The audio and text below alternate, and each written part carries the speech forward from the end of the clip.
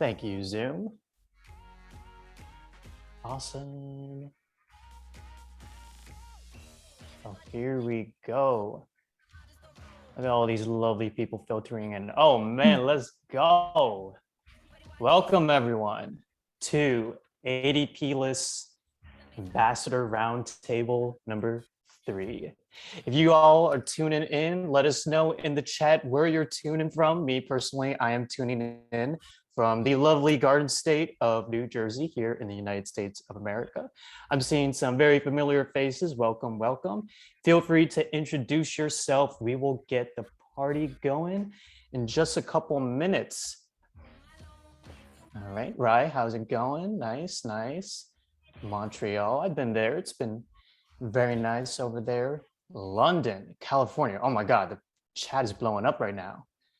This is insane. Yes, West Coasters, y'all are up bright and early. We appreciate you guys coming out and joining us for this very special roundtable. I feel like the topic that we're going to discuss is one that a lot of people can relate to. So this is going to be a fun time. We got Germany, India, nice, nice. Brooklyn, all right, cool. Sweet. Leo, how's it going, man? Seattle, that's what's up. Awesome. Cool. Toronto. I actually just helped my cousin move into Toronto. It's her first year of college there. Love Toronto.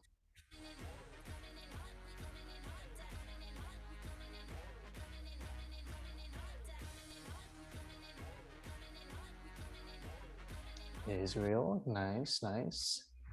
For those of you who are tuning in, welcome, welcome. This is the third roundtable for the ADPList ambassadors. We got a very sick lineup for you guys today. We're going to be discussing about a very important topic that I feel a lot of us can relate to. And I'm super excited to get the ball rolling once we let all y'all lovely people come in and join us. This is going to be a very fun time.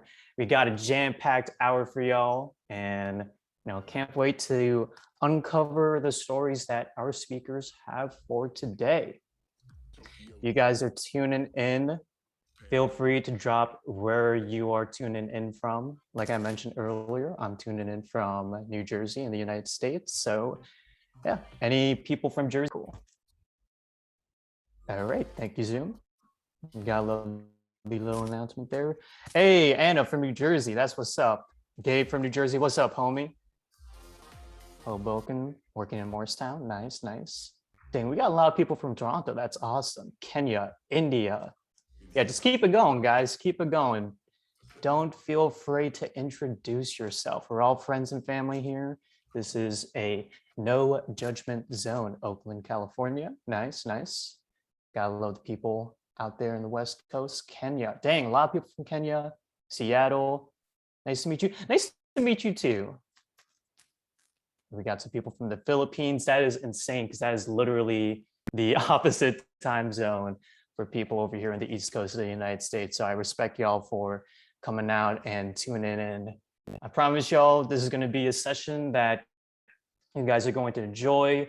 Mind hacking the syndrome, imposter syndrome. Such a touchy topic that I feel like we all need to address and talk about because, spoiler alert, we all haven't experienced it. So just letting more and more people to filter in. I love how we keep thinking, oh yeah, let's start. And then more people keep coming. I think this is a testament. This is a sign that, this topic is very important and it's affecting a lot of people. So we're really excited to share our stories with y'all. 100%. Just keep admitting more, admit more, admit more. Yeah, let's keep the numbers going. Well, since we're at 8:05, do we want to get started just for the interest of time? We can keep. I think they're gonna keep coming. They're just gonna keep coming. Yeah. No, we can get the ball rolling on this. I think we got enough people over here. We have over, let's see, 137. That is Freaking amazing, guys. Thank you all for tuning in. So I'm going to slowly transition to us into today's discussion. So welcome. This is the third Ambassador Roundtable. I'm going to be your host, Jason. I'm just going to be briefly walking you through what you can expect from us from this Ambassador Roundtable. Now, for those of you who have never attended a roundtable, it's essentially the ADPList ambassadors. We talk about topics, and if you can't guess it, today's topic is going to be imposter syndrome.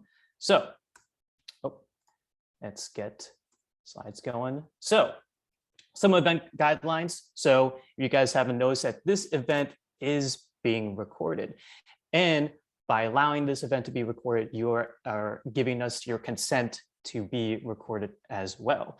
So, in terms of the chat, we are going to be using the chat for general commentary. I know it says Q&A, but we actually have a Slido link, which I will be showing you later on in this presentation, where you can scan the QR code and sign up to drop your questions in. Slido is amazing, and I can't wait for y'all to drop your answers, and we'll answer them later on in today's presentation. Of course, no hate speech or any sort of that behavior. Again, this is a welcoming zone. We want to make sure that everyone is comfortable, and we want to make sure that you can be your most authentic self in this roundtable. And of course, we always love people who post your takeaways on social media, tagging ADPList and using the hashtag Amazing Together. So if you enjoy this roundtable and you found something engaging or found something insightful, definitely feel free to share. You never know who's going to run into your posts. Awesome. So today's agenda. So we're just going to do a brief intro. I'm going to be introducing our ambassadors who are going to be speaking about this topic. And we're also going to do a quick photo, so that way we can share it on our social media and have all y'all lovely faces on there. We're going to go through the presentation where, like I said, each ambassador is going to tell their story. And then we're going to wrap up with a Q&A session at the end, where we're going to look at Slido and see the questions that you guys have come up with. So you may be wondering, who are these lovely people that are going to be speaking? Well, here they are. Ladies and gentlemen, I would like to introduce the ambassadors that are going to speak at this roundtable. Now, like I said, my name is Jason. I am going to be the host. I may not necessarily be speaking about the topic, but I will be guiding the topic as we let our ladies over here talk about their stories. So just quickly introducing each and every one of them. We have Amber. She is from the San Francisco Bay Area and is part of the spring cohort of the ADPList ambassadors. And joining her and me as well is Winnie, also in the San Francisco Bay Area, part of the summer cohort. Elsa, part of the summer cohort as well. And Jenny, who is also part of the summer cohort. And these lovely ladies are going to be telling us about how they deal with imposter syndrome, and also dive into their mindset and how they use their mindset to work around it. So really excited for these ladies to share their stories. I'm excited because I don't even know what their stories are. So I'm going to be learning alongside all y'all today. So with the introductions out of the way, we have this lovely QR code where you can use your phones and join us on Slido. And we just want to know, what's your experience with imposter syndrome? And as you guys are onboarding and getting on that, I'll just share a little bit of imposter syndrome. From my experience, imposter syndrome is definitely something that going through my UX transition, I faced a lot. And it is a beast to really try and not let it consume your life. But by talking to several people and self-reflecting a lot, I was able to learn how to leverage imposter syndrome to not bring myself down negatively, but to use it in a positive way and to bring myself back up. So feel free to join us on Slido and let us know how your experience is with imposter syndrome. And again, we're going to be using Slido to have you post questions on there and answer them at the end of this session. So I'm going to take a quick look there. So based off of people's responses, looks like two big answers. I deal with it daily, and I feel like a fraud sometimes. All good. We are all in this together. We have around 55 votes. Wow, that's amazing. It makes you feel not alone in the world. Exactly. You are not alone, people. You are not alone. Awesome, awesome. Cool. All right. So with that said, we're going to be coming into everyone's favorite time, picture time. So we're going to have Elsa take the screenshots for us. Everyone put on your smiles. And if you have any cool knickknacks that you would like to have in your photo, like I have this little baby Grogu or baby Yoda for short, Elsa, take it away with the photos. Yeah, thanks so much. So I'm in gallery mode and I'm going to start with the first page. So everyone, if you can smile, say cheese. Awesome. Second page. Once again, everyone smile and say cheese. Awesome. And third page. So same thing, everyone. You can smile and say cheese. Don't be shy if you want to turn your camera on as well. And fourth page. Once again, if everyone can smile and say cheese. Fifth page, just two more. Once again, if everyone can smile and say cheese. And oh, we just got one more page. Okay. Sixth page. So if everyone can smile and say cheese. And now we're on the final page. So for the last time, if everyone can smile and say cheese. Awesome. Thank you so much, everyone. Sweet. Thank you, Elsa. Wow, 7 pages. That is a lot of pages. Anyways, love seeing everyone's smiles. I see the chat is blowing up. I will take a look at that in a second. But without further ado, we have gotten the pictures out of the way. So I'm actually going to pass it over to Amber. She's going to give a brief overview of what imposter syndrome is for those of you who may not exactly know what it is or just need a little refresher to get to know what it's about. Amber, the floor is yours. Take it away. Thank you, kind sir. I appreciate it. Hello, everyone. Good morning, good evening, good afternoon, wherever you are. Thank you so much for tuning in. I'm really excited. This is a topic that is near and dear to my heart, as you'll see very soon when I start talking about it. But I think it's important to establish imposter syndrome. I feel like it's a buzzword that's used a lot. It could be a blanket term, and I feel having that baseline will be really helpful as we dive into our stories today. So let me ask you, does any of this sound familiar? Do you agonize over even the smallest mistakes or flaws in your work? Are you attributing your success to luck or outside forces that have nothing to do with you? Are you very sensitive to even constructive criticism? Are you, feeling like a phony, like a fraud, like a snake oil salesman? That's one feeling I had very recently.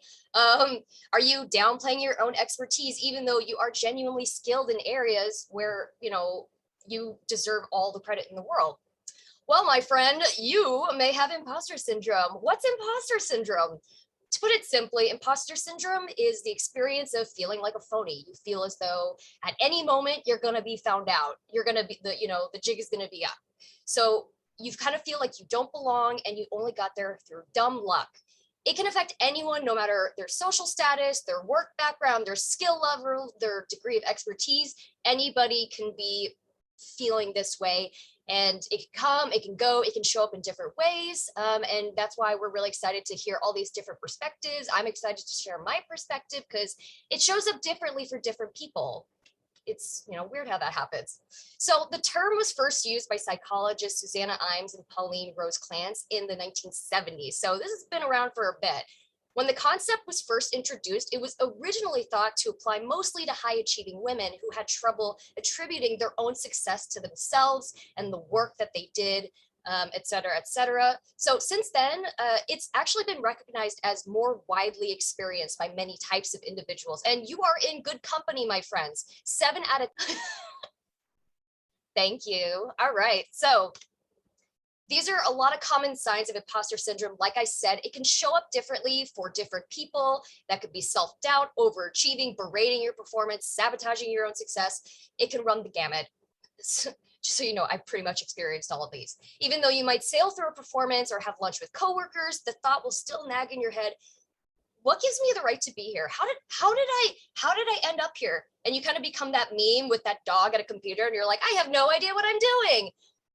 You know, spoiler alert, we're all just doing our best. We're with you. We get it. It can show up at work. It could show up at school. At work, you know, you may feel like you have to overwork yourself. You have to kind of compensate because you don't feel like you feel like you're less than. In school, students can actually avoid asking questions. They can avoid, you know, kind of taking on what they consider potentially tough topics. It can really hold you back in many ways. And this is just 2 places that I highlighted here. It can actually show up anywhere. Anywhere it can show up. So don't feel like it's limited to only work and school. I'm not going to read all these, but this is just an overview that there are different types of imposter syndrome. Obviously, you know, you could be one, there could be more than this. I'm like all of them at some point in life. The perfectionist, never satisfied with their work. They always feel like they can do better. Then you have the expert that no matter how highly skilled they are, they're gonna kind of downplay their expertise. The soloist wants to work alone, and you know, they see asking for help as a sign of weakness, which is not good when you're in school. Asking for help is actually really great. And the natural genius, I have this problem where if I'm not good immediately, then I suck. And that is not a good way to go about life. And then the superhero that feels that, you know, they're inadequate, so they push themselves super hard, and that can lead to burnout. I don't know if y'all have experienced that, but the struggle is real. So now that you kind of have a baseline, obviously that was a very condensed overview version of all that. I would encourage you to educate yourself on imposter syndrome, talk to a professional, consult the Google, you know, with trusted sources, of course. And yeah, I'm going to hand it back over to Winnie, who's going to start us off, and then we're going to tell you a little bit about our stories and our imposter syndrome breakthroughs. Hi, everyone. Nice to meet you all. Okay, give me 1 second. Let's see. Okay, can everyone see my slide? Okay, cool. All right, nice to meet everyone. My name is Winnie. I am based in the SF Bay area, and I'm located in East Bay and Brentwood, where all the fruit trees are. I don't know if anyone's heard of that. But the first quote that I have for you all today is a quote by Amelia Earhart, and it really resonates with me because it says, the most difficult thing is the decision to act. The rest is merely tenacity. The fears are paper tigers. You can do anything you decide to do. You can act to change and control your life. The procedure and the process in itself is its own reward. And this really resonated with me in my beginning of my journey and even now, because for me, I personally like really mull over things and think about things a little bit too much. And sometimes that I can get in my own head and I actually just end up overthinking instead of acting. So this is a quote I wanted to share with you all because it really is true. Okay, and then my second screen is my why. So I'll give you a little bit of a background about myself. So I graduated last year with a background in marketing and international business. I was really lucky. I got a full-time job. But for me, like adulting wasn't really what I thought it had be. I was like, oh, this is super cool. I really like my job, but I didn't feel truly satisfied. And so that was the time that I really was pretty depressed and, felt that imposter syndrome to the max. I think every day after work, I was telling Jason this on the What's the Hoot, but I was every day on Facebook on like Subtle Asian Network, looking at different job posting. I was just like, oh my gosh, I don't know how I feel about this. I feel very unfulfilled. And then I came across UX. And so I decided to transition and quit my job this April and then transition to UX full-time at the start of May. And so I'm still really, really new in my journey. I did a couple of hackathons as I was teaching myself, and I got really lucky. I landed a UX design internship at a startup where I'm still working now. And then I have been working and learning ever since. But this is kind of my progression of my why behind my mindset, because it was during those times that I felt really unfulfilled and I didn't know what I wanted to do. And I wasn't sure. I was like, I really liked marketing, I really liked business, but this isn't really exactly how I pictured my life to be. And I wanted to do something about it and I didn't know how. And so I actually, funny enough, I stumbled across mentorship and across ADPList. And this was something that I had never really done before, because growing up, I'm first gen. And so mentorship for me felt really inaccessible, because for me, I was like, oh, it's only something you'll get, when you're in a full-time job, when you're in a big company. And so when I stumbled across that and I started meeting different people who changed my outlook and gave me their perspective, it really changed my life. And I know that sounds cheesy, but it definitely gave me a new perspective. So this is kind of how I define my mindset. I'm still working on it. I still have imposter syndrome every single day. I don't think it really goes away. For me, it's more of the self-doubt. And what I really learned is like, I have the power to choose whether or not I listen to my imposter syndrome.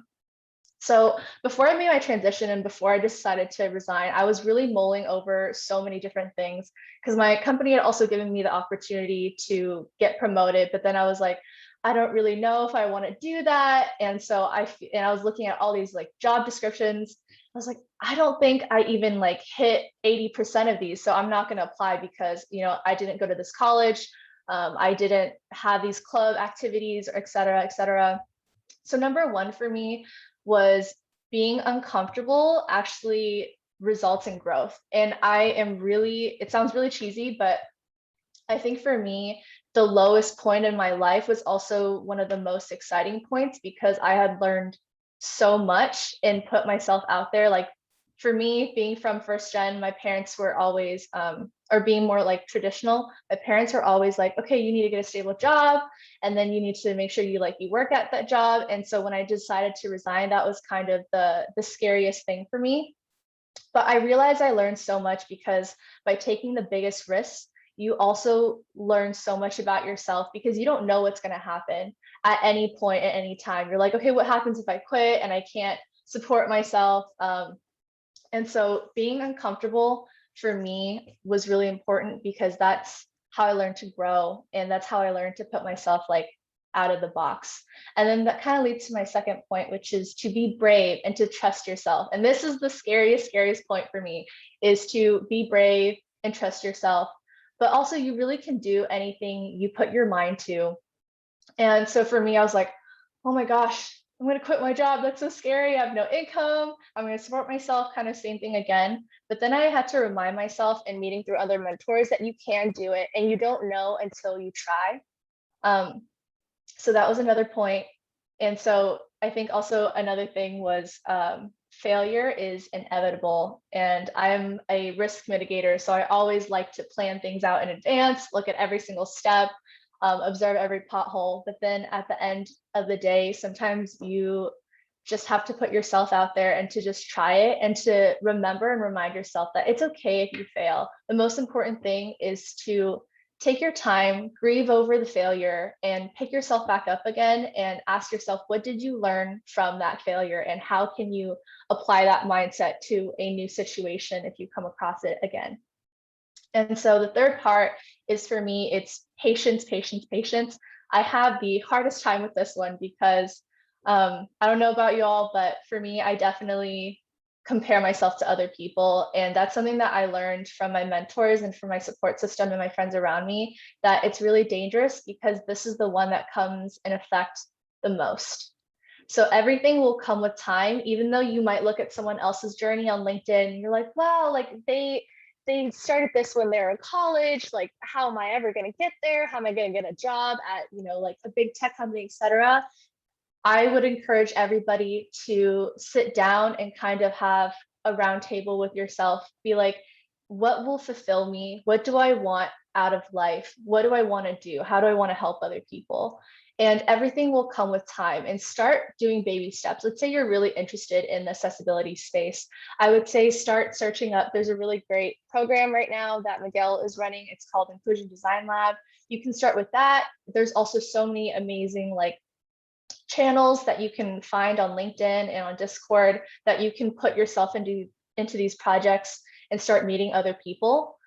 And slowly, and you might not think it now because you're like, oh, I'm just, you know, conversing with other people, I'm in these projects, but you're taking that first step to get to where you want to be. And that's the most important, is every day, am I getting to where I want to go? So I would recommend, for me, that's how I define my mindset, is patience. And I remind myself, because this is the one that I need to practice the most, is that everything will come with time. It may seem like nothing is happening, but be patient and do things at your own pace. And then, sorry, technical difficulties. Oh yeah, sorry. So my last slide is, what is my mindset right now? This is something I stole from Cami because she's my mentor and she really taught me this. And this is something that has really changed my life. And she said this to me. I was like, what do you mean you're not your own thoughts? You know, like I'm thinking all of these negative thoughts, these critical thoughts about myself. But she said that that is your inner critic speaking. And that really spoke to me because she's right. Like all my life, that has been the voice that has been kind of guiding me and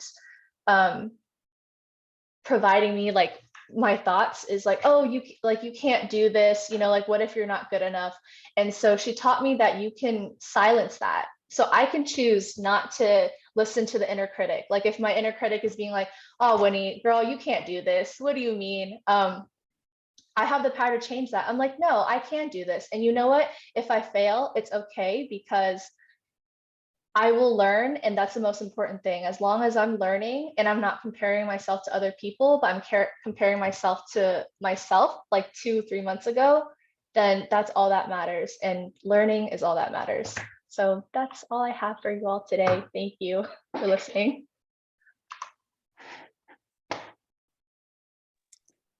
All right, we'll pass it on Okay. over to Elsa.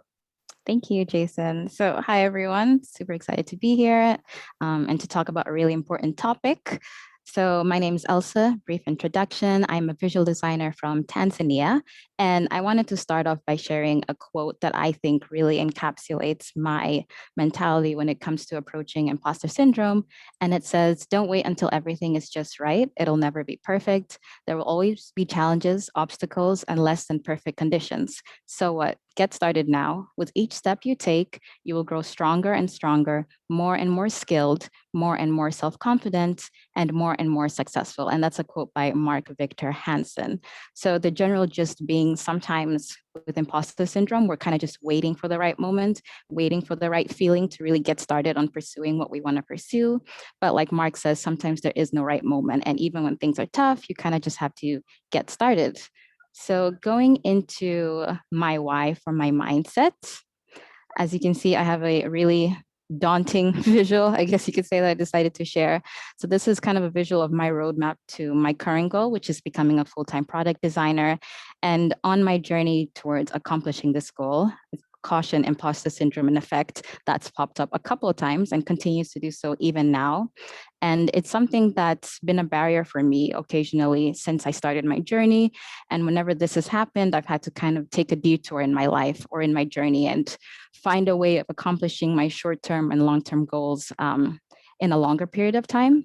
And this is despite accomplishing certain things in my life up until now. So just to share a bit of my journey to becoming a designer. It's still a short journey up until now, hasn't been super long, but it started out with when I graduated from Leeds University with a degree in communication and media.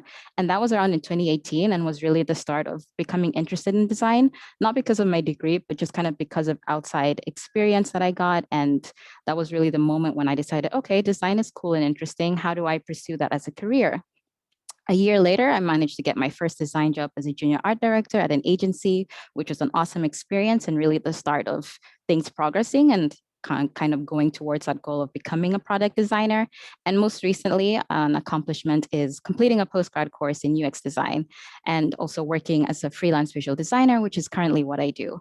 So even though I've shared all these really great accomplishments, the funny thing about imposter syndrome is even when you accomplish certain things and meet certain goals, there are negative feelings that still come and try and ruin that time or ruin that experience for you. So when I graduated from Leeds, it was great and it was the start of something new, but I was also scared because I didn't really know much about design and I wasn't sure if I'd be good enough to kind of join this industry.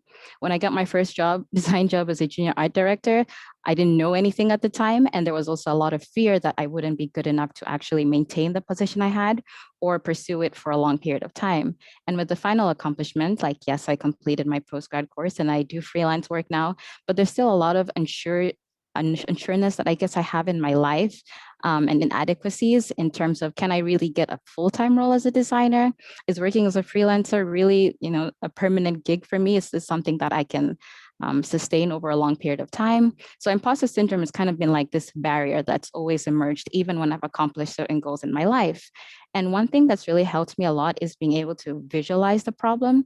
So like I've shared a visual of a imposter syndrome barrier with you, it also really helps me to kind of acknowledge that there is a problem when imposter syndrome does kind of rear its ugly head in my mind, and acknowledging that there is a problem and I have to do something about it. So instead of kind of just letting the negative feelings come and go, be it a day or several days or a week, how do I proactively do something to really change my mentality and change my mindset? And that's really, really hard. But I kind of want to share a couple of tips and tricks that I use that have helped me in the past and that continue to help me even now. So in terms of how I define my mindset, I kind of have like 3 general tips that I wanted to share that have helped me over time. The first being changing my thoughts from feelings of jealousy to feelings of inspiration. I think in terms of imposter syndrome with me in the past, a lot of it was due to looking what someone else has done and being amazed that they were that skilled or that talented. And instead of feeling inspired or motivated by what you see, there's a bit of envy and jealousy there in thinking that you would never be as good as them, or they have something that you could never have. And that makes you feel inadequate and make you feel like this career isn't right for you. And that's something that I've experienced as well. However, I really try nowadays to kind of change those negative feelings and instead start feeling more inspired by what other people are doing. So looking at their accomplishments as a way of motivating myself to work harder, and also reaching out to people, forming those connections and bonds. It's easy enough to feel unsure or feel envious of someone if they're just a stranger on the internet and you don't know anything about them. But when you actually reach out and form that connection, build that friendship, or even build that mentorship, ADPList for me has been a great resource in actually connecting with designers who work at these amazing companies and do these amazing jobs that I would have never thought I'd be able to get in contact with, but with ADPList, I can. And so it really helps when you look at these people and reach out to them and talk to them, and they can impart wisdom and advice for you and make you feel like what they do is something that you can do too. And also kind of just learning about their background and history. I think sometimes we look at people's work, or I look at people's work, and it's like, wow, they're so incredibly talented, but they didn't get there in a day. Obviously, they spent months or years getting to that point in their career or in their personal life. So sometimes just learning a bit about someone's history and how they got to where they are now is a good reminder that even when you're feeling doubtful of where you are at your point in your career, like, it does get better. And with progress, you can get to a certain point. And that's something that's helped me a lot. Second point would be from observing to doing. So just to explain, for me, something that I've struggled with is looking at what other people are doing and feeling like I can't do that. So that can be in terms of like the kind of design work I do, so website design or app design, or even new areas that I would have never thought I'd be capable of exploring, like 3D design and animation and video production.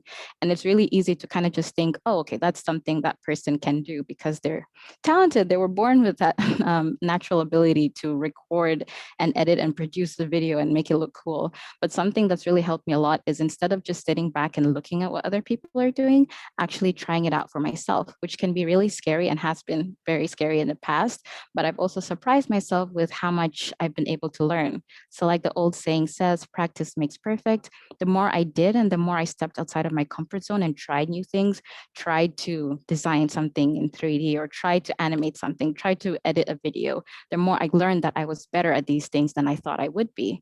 And it was also a really great way of monitoring my own progress over time. So like over a month or over a year, or even just over a short period of time, it was really incredible to see that because I started doing more and started kind of stepping outside of my comfort zone and practicing these skills more, I was able to grow more as a designer. And that was really helpful in kind of fighting against those thoughts of doubts and those thoughts of unsureness in what you're doing and in your career, because I could quite literally see the progress that I had made over time.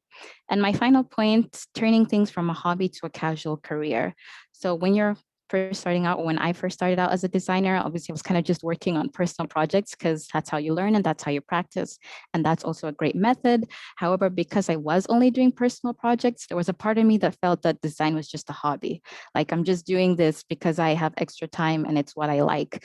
And that's really when imposter syndrome hit me the most, because it felt like I wasn't really a designer yet, or that I would never be a designer because all I was doing was working on personal projects.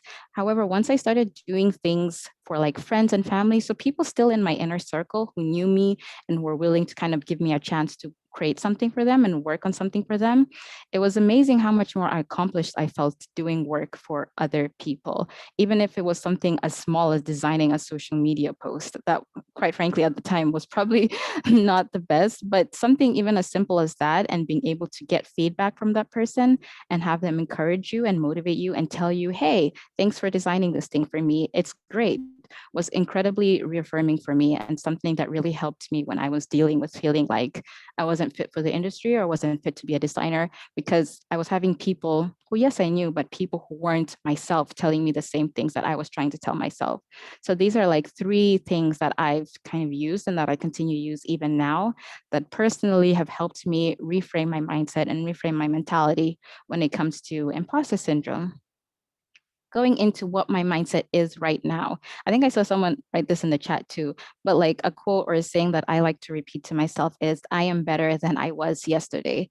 So progress is incremental at times. It's not an overnight thing. You don't all of a sudden become extremely talented at design or animation or whatever creative career that you have. However, it's something that you get better with over time. And for me, when I am experiencing those feelings of doubt or feelings of, I don't really think I'm fit to be a designer, I try and remind myself that the person I am today and the skills that I have today are better, even if it's by a small amount, than they were yesterday. So if I learned one new thing today, that's still one more thing that I didn't know yesterday, but that I do now.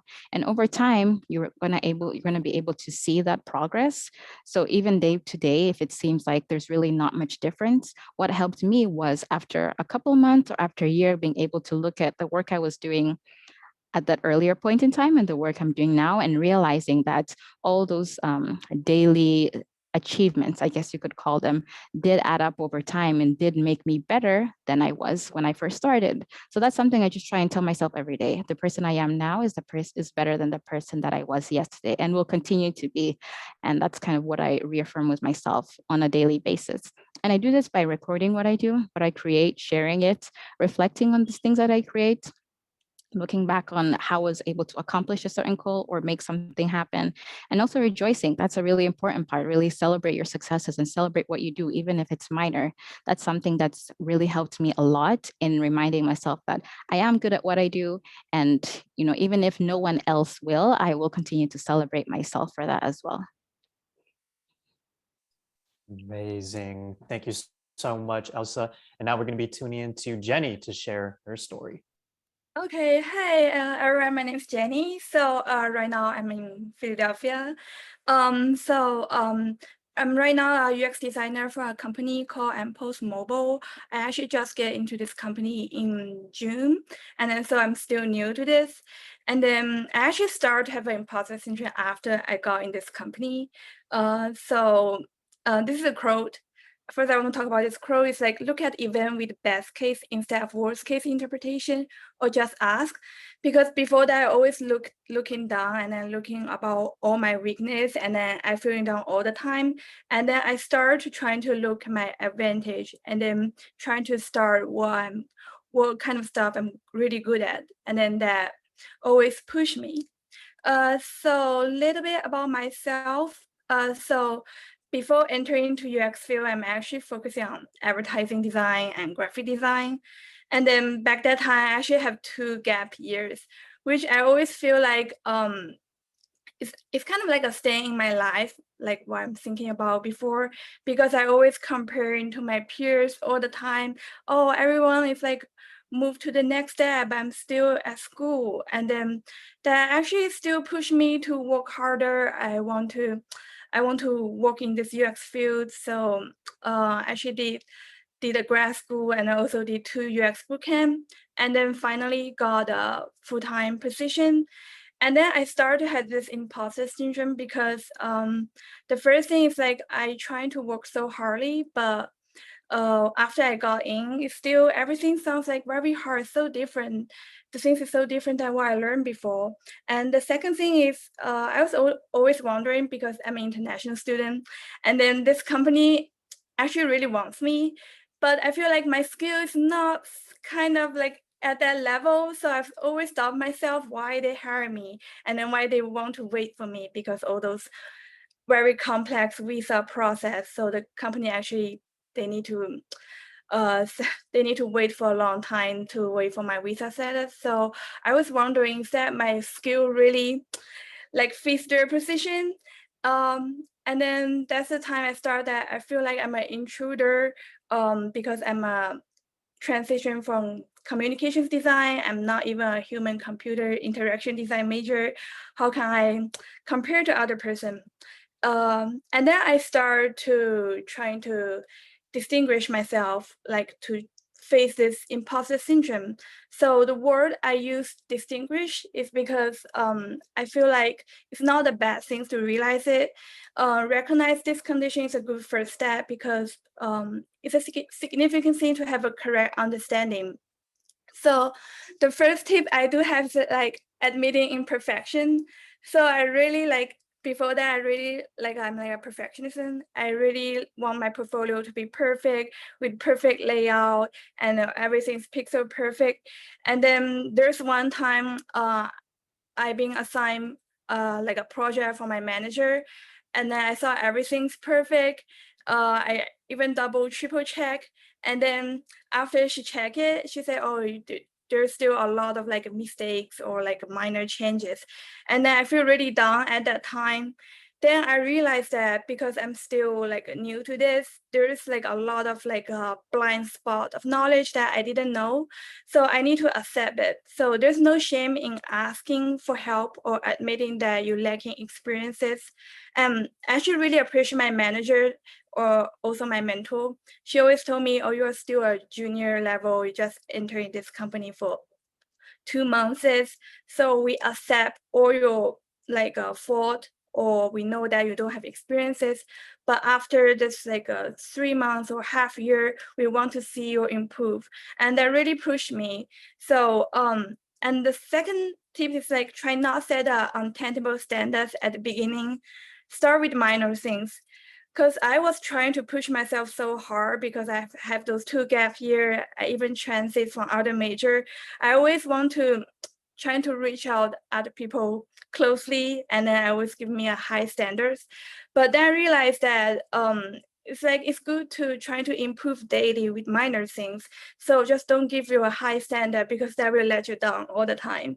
And always looking for help from your mentor or trusted colleague.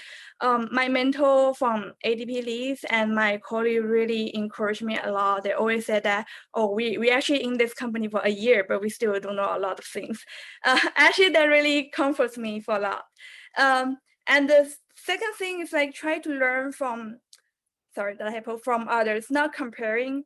So observing colleagues act, use of terminology and the question they ask, because sometimes I will feel like, oh, every meeting they can use those terminology, those acronym, and I don't even know how to ask a question, how to like trying to step into this meeting. And then I realized that it is good things that they are better than you, so you can learn from them, and then you can even trying to mimic their questions. I always have a note that I will write down all the acronym they use, all the questions they ask, so maybe I can use in the future. So I want to learn from them, not comparing, because they may enter in this company like a couple years earlier than me, or we all have different background, different knowledge, different levels. So yeah, it's always to learn from others. And the third thing is erase inferiority complex. So I'm an easy people that feeling down all the time before, but then I started to trying to know what's my advantage. I have an achievement, like a little notes that records all my personal success and positive feedback from others. So those can encourage me all the time, because even though there's no one encourage you, I still want to write down what's my shiny point, so I can push me more harder and then do better. But also recalls the moment that has an imposter syndrome, because I'm not have the imposter syndrome all the time, but sometimes when I got assigned a very important project and I feel like I'm not fit in that project, why do they assign me that? That actually happened recently. And then I try to record the moment that I have this syndrome, and then analyze the circumstance and try to solve it. Why I have this? Oh, because my manager assigned me this important project, and then I need to talk to all those backend developer or the accountant QA, and then I never did that before. Then how do I solve it? I need to trying to enter my first step. I need to talk to them. I prepare a lot of questions, trying to ask them the knowledge I don't know, so I can start to design my project. And then also, don't be intimidated by people who appear confident. So remind yourself there's really no such thing an equal footing, just a different footing, because you and intimidating person cannot possibly have the exact same skills, personality, background, goals. So you cannot really accurate to like assessment who is the best. So just trying to make yourself confident, don't compare to other people, but learn from them. It's like the second point. And my last is, you may not be as good as others think you are, but you are not as bad as you think you are. And sometimes it's okay to be out of depth.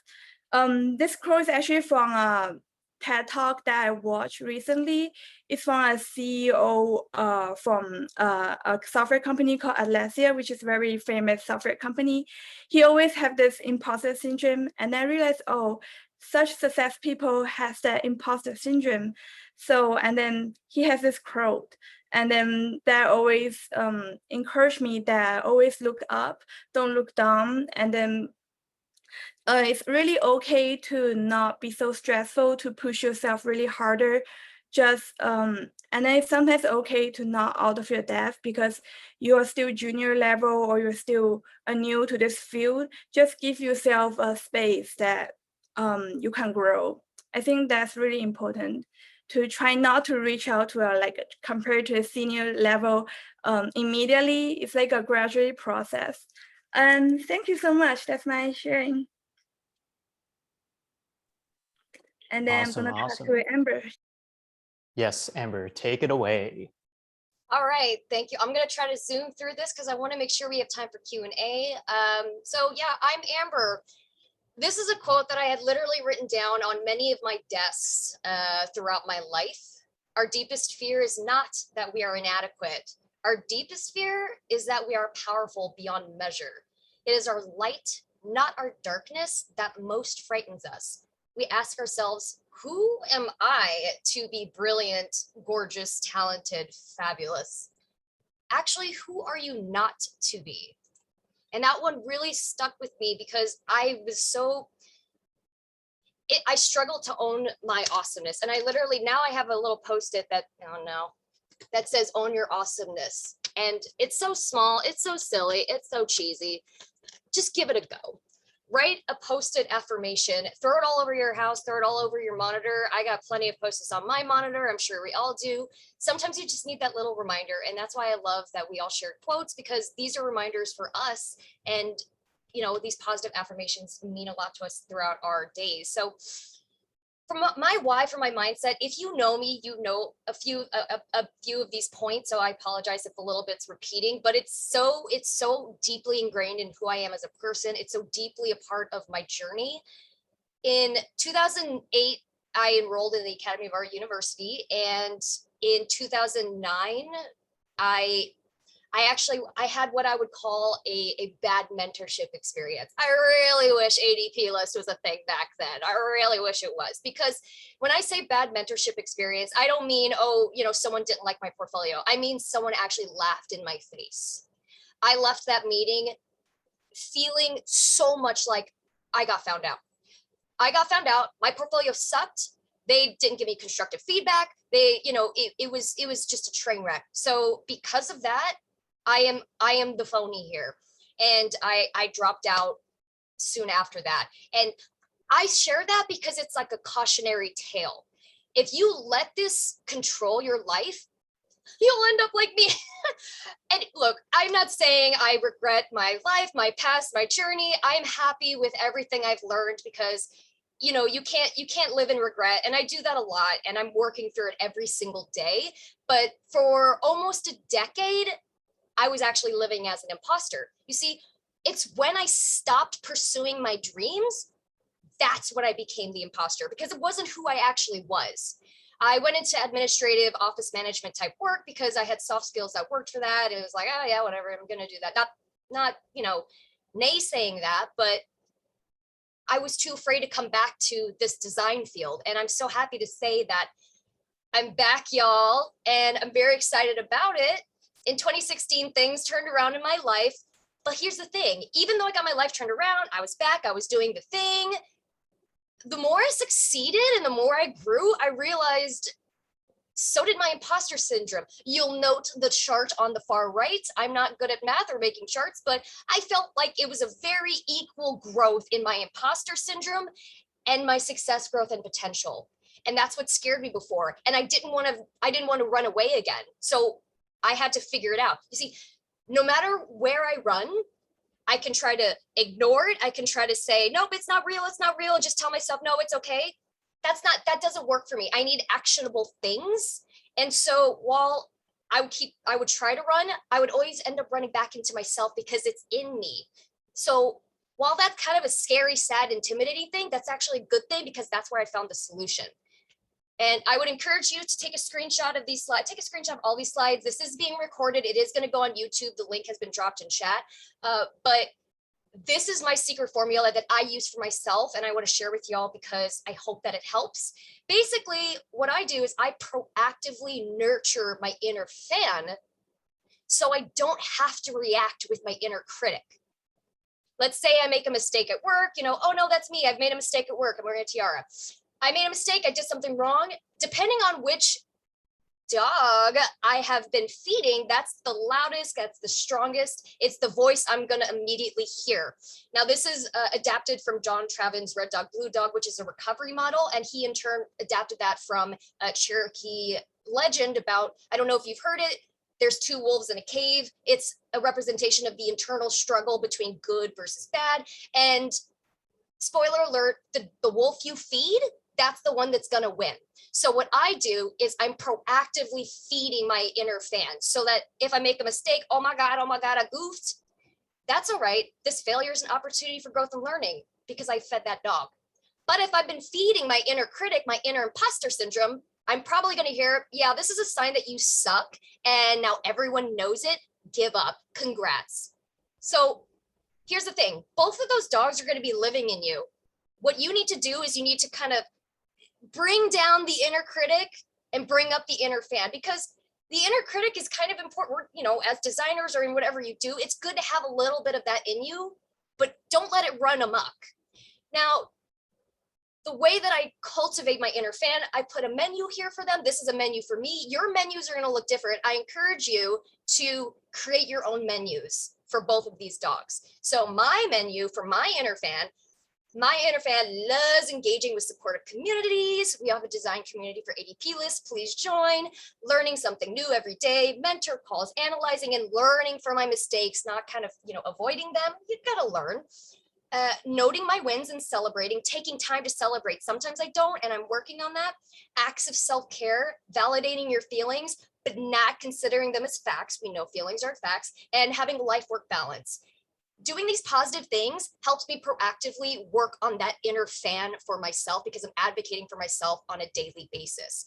Now, if you're in the mindset of, you know what, I would love to feed my inner critic. I want my imposter syndrome to be so strong and loud. I want that. Well, I have the menu for you. You can continue to compare yourself to others. You can completely avoid and reject feedback. You can dwell on your mistakes. You can ignore self-care. You can overwork until you are burned out, and you can isolate. Isolation is great for imposter syndrome, focusing on scarcity rather than abundance and trivializing your wins. That's a surefire way to get your imposter syndrome in tip-top shape. We don't want that, by the way. We don't. I mean, probably not. So focus on cultivating your inner fan and focus on bringing down your inner critic. It's less running away and more chasing the good. So this is what my mindset used to be. My feeling of being a fraud was very much in line with my success and potential and growth. This is what it looks like now. I don't know how to do charts. I'm not good at math. I'm sorry if somebody's like, that's not how charts work. This is my hack. This is my mindset hack. You'll notice that the blue dog keeps the red dog at bay, or the inner fan dog keeps the imposter dog at bay. Now, it's not perfect. You'll see there's ups and downs. It's a daily thing. It's a daily struggle. And my job now at this point is every time I have my inner fan come up, I go, shh, shh, shh. I hear you. I see you. You're valid, but I'm going to need you to shh. And then just, acknowledge it and move on. So my inner fan keeps my inner critic under control. Your imposter dog will never leave, but neither will your inner fan dog. You will always have a critic, but you'll always have a fan. So just keep that in mind, because you don't beat yourself up about having imposter syndrome, because you also have someone in you who's like, yes, you got this. So just work on that side. So I hope that helps. I'm going to stop talking now. I know we're getting close on time. I'm going to hand it back over to Jason, and take a screenshot of this. We're not going to read all this. This is your little takeaway. Take a screenshot. We'll share it later as well. These are our little takeaways and tips. Awesome. Thank you, Amber, and the rest of the ambassadors. Really amazing stuff. And it's crazy to just hear everyone's stories and to see how y'all deal with imposter syndrome. I hope everyone was able to learn something from this, and also just to feel inspired that, hey, you guys aren't the only ones here. So like Amber said, feel free to take a screenshot of this. These are just some high-level tips that we have created for all you guys who want to have some little cheat codes in your back pocket in case if that imposter syndrome is popping up. So feel free to take a screenshot of this. And I do know that we were going to have a Q&A session, but because the conversations were just so juicy, we're actually going to archive the questions that we have, and we're actually going to answer those questions in the ADPList community page, which I will explain to you how you can get that. So first off, I just want to say, feel free to connect with us. I was peeping over at my LinkedIn. I saw a bunch of y'all connecting with me. Definitely hit up everyone else. Links are going to be dropping in the chat right now. Feel free to reach out to us. Definitely leave us a note when you connect, because it just makes our lives so much easier, and it also just helps humanize you guys in that sense. So connect with us, LinkedIn, Instagram, whatever. I got YouTube, but not everyone does. And join us on LinkedIn. Like I mentioned, we are going to be bringing over the questions that you guys have posted in Slido over to the ADPList design community. Link is in the channel. You can also look for it on LinkedIn by using the search feature. Great bunch of people, super friendly environment. Feel free to hit up your questions over there, and we'll be sure to answer them. Lastly, we are going to have a roundtable number 4. This is a monthly series. So topic is still in the works, but we're going to be having the ambassadors again talking to us and chatting about all of the different aspects that come with just anything. So definitely feel free to stick around on LinkedIn. We'll be announcing that sometime in the near future. And it does say ask us. Oh, sorry. Yeah, I was gonna pop in and say, I'm sorry.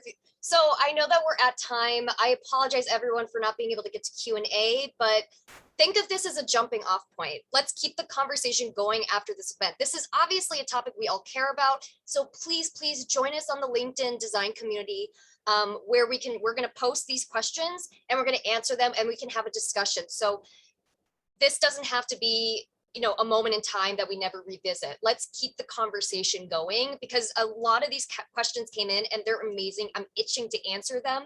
And I think maybe it'd be even better to have it on LinkedIn, because it'll live there forever and everybody can enjoy it and partake, and we'll actually have a chat instead of us talking at you. This can be a real conversation, because I think this is something that a lot of us, as we saw from the Slido at the beginning, a lot of us are familiar with it, too familiar with it, but you know, that's okay. We're working on our inner fans now.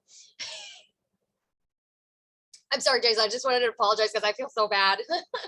It is all good. No need to apologize. Like I said, these were just juicy conversations. You know, once you get the ball rolling, you can't stop. So no worries. Like I said, these questions aren't going anywhere. We're going to be answering them in the design community. So hop on over there. We'll be there. And yeah, thank you all for tuning in. We are at the hour mark. This has been such a great roundtable, and I want to thank each and every one of you for joining us today and for spending an hour of your day and listening to our stories. So until then, guys, peace out. Check out the next roundtable when it comes out, and I hope you all have not just a lovely day, but a lovely rest of your week. Take care, y'all. Peace.